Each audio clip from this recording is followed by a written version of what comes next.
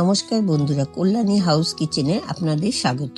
আজকে আমি বানাবো খুবই সহজ একটি রেসিপি, আলুর অমলেট। সবার প্রথমে 4টি আলু, একটি পেঁয়াজ ছুলে আলুগুলো আলু ভাজার যেমন কাটে তেমন কেটে নিলাম। ভালো করে ধুয়ে একটি ছোট ফ্রাই প্যানে তেল দিয়ে আলুগুলো ভেজে নিলাম। এর মধ্যে নুন আর হলুদ গুঁড়ো দিয়ে হালকা হাতে নাড়াচাড়া করে নেব। এই রেসিপিটি চাইলে আপনি ব্রেকফাস্ট বা টিফিন হিসেবেও বানিয়ে খেতে পারেন। আমি এখানে পেঁয়াজটি কুচি কুচি করে কেটে নিচ্ছি।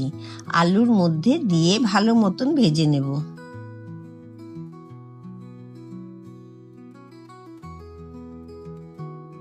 আর তার পাশাপাশি 2টো ডিম ফাটিয়ে তার থেকে কুসুমের অংশটি সরিয়ে নিচ্ছি।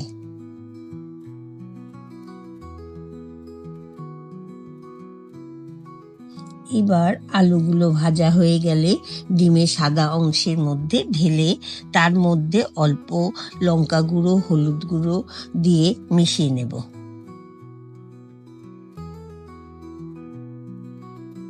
এবার আরেকটি কড়াইয়ে তেল দিয়ে ছোট হাতার 1 হাতা করে কড়াইয়ের মধ্যে দিয়ে দিচ্ছি।